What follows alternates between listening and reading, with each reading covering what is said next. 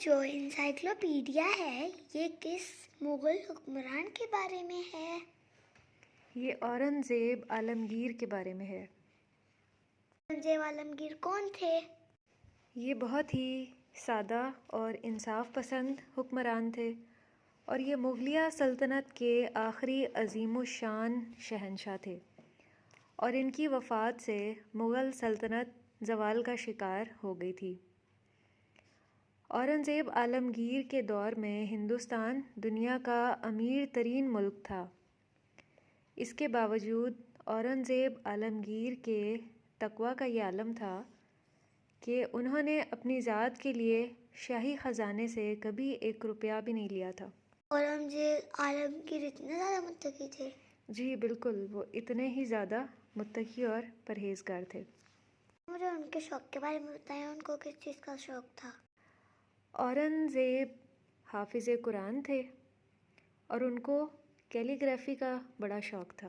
کیلی گرافی کیا ہوتی ہے؟ کیلی گرافی ہوتی ہے کہ جیسا قرآن کے الفاظ ہیں ان کو بہت خوبصورت انداز میں لکھنا۔ وہ صبح کے اوقات میں اٹھ کر قرآن کے نسخے اپنے ہاتھ سے لکھا کرتے تھے، اور یہ جو سلسلہ تھا ان کی عمر کے آخر تک جاری رہا۔ قرآن کی کیلی گرافی کر کے پھر کیا کرتے تھے؟ یہ سلسلہ انہوں نے اپنی عمر کے آخر تک جاری رکھا، اور یہ ان کی آمدن کا ذریعہ بھی تھا، یعنی اس کو پھر وہ سیل کر کے اس میں سے جو پیسے ان کو ملتے تھے وہ اس میں سے اپنا گزارا کرتے تھے۔ حالانکہ ان کے پاس جو شاہی خزانہ تھا اس میں بہت زیادہ پیسے تھے، لیکن ہم نے ابھی کیا پڑھا کہ وہ شاہی خزانے سے کسی سے 1 روپیہ بھی نہیں لیتے تھے۔ بالکل۔ ان کی جو دور حکومت ہے یا دور اقتدار وہ تقریباً 50 سال رہا۔ وہ بہت ہی پکے اور سچے مسلمان تھے اور بہت ہی دور اندیش بادشاہ، اور ان کی جو سرحد ہے وہ بہت ہی وسیع تھی، اور اتنی وسیع سلطنت ان کی رحم دلی اور خوش اخلاقی کی وجہ سے پھیلی تھی۔ یوں سمجھ لیں آپ کہ ان کی حکومت پورے ہندوستان پہ قائم تھی۔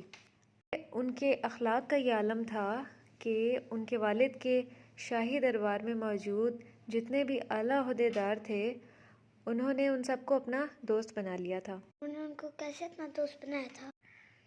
انہوں نے اپنے اچھے اخلاق سے ان سب کو اپنا دوست بنا لیا تھا، اور پھر وہ سب بعد میں ان کے مددگار بن گئے تھے دین کے فروغ میں۔ وہ کتنے سال زندہ رہے؟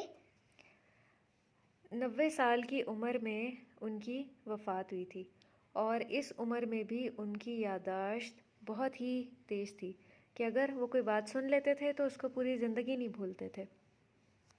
یہ بھی ان کے تقویٰ اور پرہیزگاری کی وجہ سے تھا کہ ان کا حافظہ اتنا اچھا تھا۔ انہی دنوں فرانس بہت بڑی صنعتی ترقی کے طور پہ ابھر رہا تھا، لیکن اورنگزیب عالمگیر نے اس کو بھی پیچھے چھوڑ دیا تھا۔ اس انسائکلوپیڈیا میں آپ نے پڑھا کہ اورنگزیب کے خلاف کون کون سی تحریکیں اٹھی تھیں؟ افغانوں نے، آفریدیوں نے، سکھوں نے اور راجپوتوں نے سازش کی، اور مراٹھوں نے بھی۔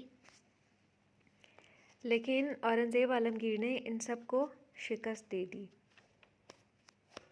انہوں نے اتنی بڑی قوتوں کو کیسے شکست دی؟ انہوں نے اپنے ایمان اور تقویٰ کی وجہ سے اور اللہ کی مدد سے ان تمام قوتوں کو شکست دی۔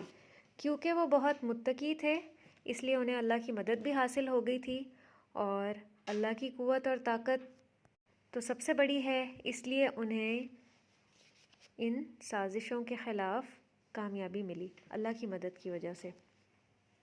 اچھا، اس انسائکلوپیڈیا میں آپ کو ایک اور بات یہ نظر آئے گی کہ ہمیشہ باطل قوت نے لڑنے میں پہل کی۔